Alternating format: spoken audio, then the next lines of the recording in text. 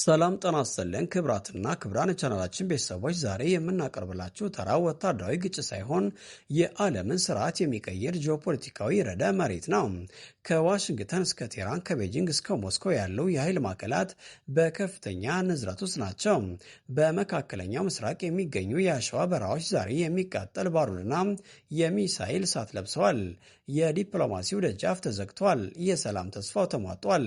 ዓለም ወደ ሶስተኛው የዓለም ጦርነት ደጃፍ በአንድ እርምጃ ተቀርባለች። የታሪክ መዝገቦች እንደሚመሰክሩት ቃልን ማጠፍ ለታላቅ ውድመት መንስኤ ነው።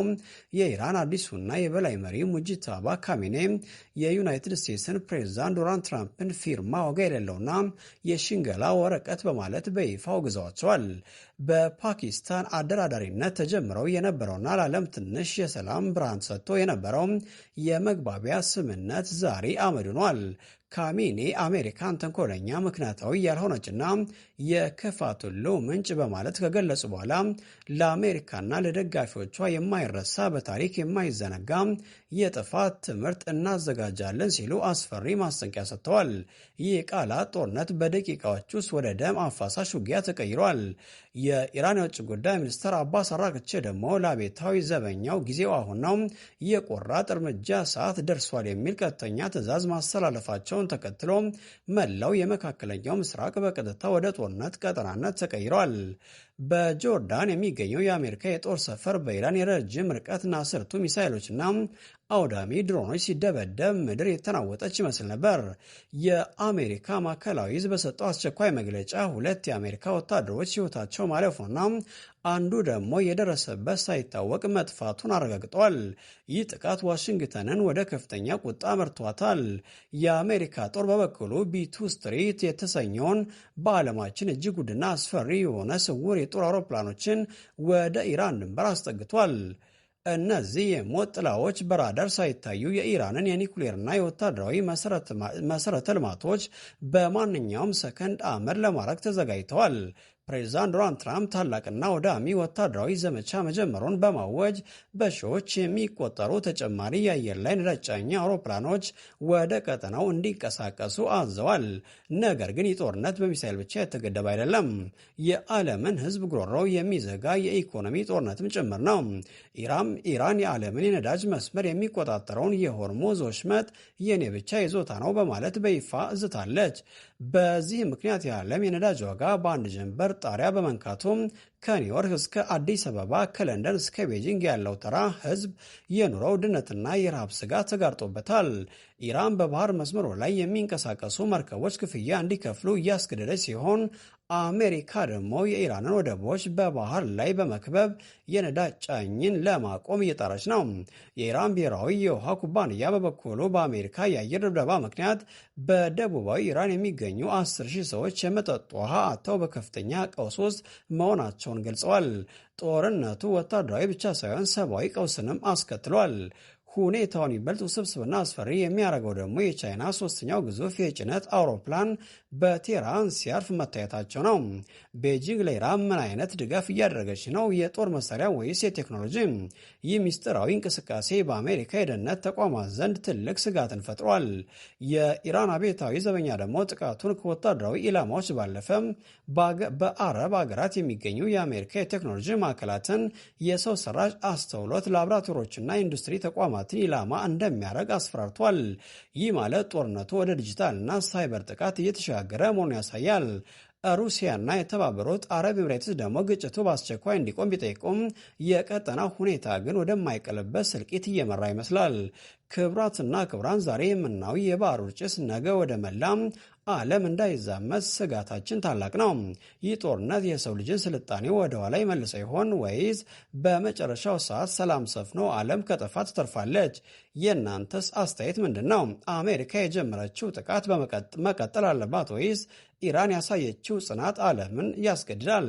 በቻይናና በሩሲያ ሚና ላይ ምን ትላላችሁ? ሐሳባችሁን በኮሜንት መስጫው ላይ አጋሩን። ዜናችን ይቀጥላል። አብራችን ቆዩም። ክቡራትና ክቡራን የዛሬውን እጅግ አሳሳቢና አስደንጋጭ ሰበር መረጃችንን ስናጠቃለል በአሁኑ ሰዓት በመካከለኛው ምስራቅ ሰማይ ላይ የሚታየው የባሩድ ጭስና የሚሰማው የቦምብ ድምፅ የአንድን ትውልድ ዕጣ ፈንታ ብቻ ሳይሆን መላውን የሰው ልጅ ስልጣኔ ወደማይታወቅ አቅጣጫ እየገፋው መሆኑን እንረዳለን። ዛሬ ያየነው የአሜሪካ ቢ2 ስትሪት ስውር የጦር አውሮፕላኖች እንቅስቃሴ የኢራን አብዮታዊ ዘበኛን አስርቱ በሚል የከፈተው አውዳሚ የጥቃት ዘመቻና የፓኪስታን አደራዳሪነት ያስገኘው ስምምነት አመድ በመሆን ዓለምን ለዘመናት የገባችውን የዲፕሎማሲ ግንብ መናዱን ያረጋገጠበት ታሪካዊ ክስተት ነው። ከሆርሙዝ ወሽመጥ እስከ ዋሽንግተን ዋይት ሀውስ፣ ከቴህራን የከርሰ ምድር ምሽጎች እስከ ቤጂንግ የስትራቴጂ ማዕከላት ድረስ ያለው ውጥረት ዛሬ በቤታችን ቁጭ ብለን የምንመለከተው ዜና ብቻ ሳይሆን የሁላችንንም ሕይወትና ደህንነት የሚነካ ዓለም አቀፍ ቀውስ ሆኗል። ይህ ግጭት በሚቀጥሉት ጥቂት ሰዓታት ውስጥ ወደ ምን አይነት አቅጣጫ ሊያመራ እንደሚችል መገመት እጅግ አዳጋች ሆኗል። ኢራን የዓለምን ኢኮኖሚ ደም ስር የሆነውን የባህር ወሽመጥ ዘግታለች። አሜሪካ ደግሞ ታላቅና ወዳሚ የሚባል ወታደራዊ እርምጃ ለመውሰድ ጣቷን በቃታ ላይ አሳርፋለች። በመካከለኛው ምስራቅ ደግሞ ሚስጥራዊቷ ቻይና የራሷን የቼዝ ጨዋታ እየተጫወተች ትገኛለች። ዛሬ ላይ የቆምንበት አፋፍ እጅግ የሚያንሸራትት ነው። ጥያቄው ጦርነት ይነሳ ይሆን የሚለው ሳይሆን ይህ የሀያላን ፍጥጫ መላውን ዓለም አመድ ሳያደርግ የሚቆምበት መንገድ አለ ወይ የሚለው ነው። ጦርነት አሸናፊ የሌለው ጨዋታ መሆኑን ዓለም ተገንዝባ ይሆን ወይስ የታሪክ ስህተት በድጋሜ ሊፈጸም ነው?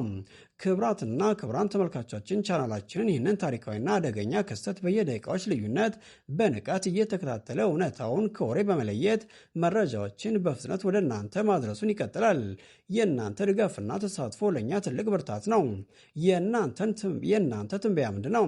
የትራምፕ አስተዳደር ቀጣይ እርምጃ ምን ሊሆን ይችላል? የካሚኔ የማይረሳ ትምህርት በማስጠንቀቂያስ በተግባር ምን ሊመጣ ይችላል? የዓለም ኢኮኖሚ ይህንን ጫና መቋቋም ይችላል ወይስ? ሀሳባችሁን፣ ስጋታችሁና አስተያየታችሁን በሰፊው በኮሜንት መስጫው ላይ እንድታጋሩን በአክብሮት እንጋብዛችኋለን። እንደነዚህ ያሉ እጅግ ጥልቅ፣ ሚዛናዊ፣ ታማኝ ምንጮች የተደገፉ ሰበር መረጃዎችን በየወቅቱ ለማግኘት ቻናላችንን አሁኑ ሰብስክራይብ በማድረግና የደውል ምልክቱን መጫን እንዳትረሱም። ቪዲዮውን ለሌሎች እንዲደርስና ዓለም ስላለችበት ሁኔታ ግንዛቤ እንዲፈጠር ላይክና ሼር በማድረግ ትልቅ አስተዋጽኦ አድርጉም። ዓለማችንን ከጥፋት ንጹሐንንም ከዚህ የሀያላን ቁማር ይሰውርልን። በቀጣይ በሚኖረን አስቸኳይ ትኩስ መረጃ እስክንገናኝ ድረስ በያላችሁበት ሰላምና ጤና ለእናንተ ይሁን። ስላዳመጣችሁን አብራችሁን ስለነበራችሁ ከልብ እናመሰግናለን። ሰናይ ጊዜም። ጦርነት አሸናፊ የሌለው ጨዋታ መሆኑን ዓለም ተገንዝባ ይሆን ወይስ የታሪክ ስህተት በድጋሜ ሊፈጸም ነው? ክብራትና ክብራን ተመልካቾቻችን ቻናላችንን ይህንን ታሪካዊና አደገኛ ክስተት በየደቂቃዎች ልዩነት በንቃት እየተከታተለ እውነታውን ከወሬ በመለየት መረጃዎችን በፍጥነት ወደ እናንተ ማድረሱን ይቀጥላል። የእናንተ ድጋፍና ተሳትፎ ለእኛ ትልቅ ብርታት ነው። የእናንተ ትንበያ ምንድን ነው? የትራምፕ አስተዳደር ቀጣይ እርምጃ ምን ሊሆን ይችላል? የካሚኔ የማይረሳ ትምህርት በማስጠንቀቂያስ በተግባር ምን ሊመጣ ይችላል? የዓለም ኢኮኖሚ ይህንን ጫና መቋቋም ይችላል ወይስ? ሀሳባችሁን፣ ስጋታችሁና አስተያየታችሁን በሰፊው በኮሜንት መስጫው ላይ እንድታጋሩን በአክብሮት እንጋብዛችኋለን። እንደነዚህ ያሉ እጅግ ጥልቅ፣ ሚዛናዊ፣ ታማኝ ምንጮች የተደገፉ ሰበር መረጃዎችን በየወቅቱ ለማግኘት ቻናላችንን አሁኑ ሰብስክራይብ በማድረግና የደውል ምልክቱን መጫን እንዳትረሱም። ቪዲዮውን ለሌሎች እንዲደርስና ዓለም ስላለችበት ሁኔታ ግንዛቤ እንዲፈጠር ላይክና ሼር በማድረግ ትልቅ አስተዋጽኦ አድርጉም። ዓለማችንን ከጥፋት ንጹሐንንም ከዚህ የሀያላን ቁማር ይሰውርልን። በቀጣይ በሚኖረን አስቸኳይ ትኩስ መረጃ እስክንገናኝ ድረስ በያላችሁበት ሰላምና ጤና ለእናንተ ይሁን። ስላዳመጣችሁን አብራችሁን ስለነበራችሁ ከልብ እናመሰግናለን። ሰናይ ጊዜም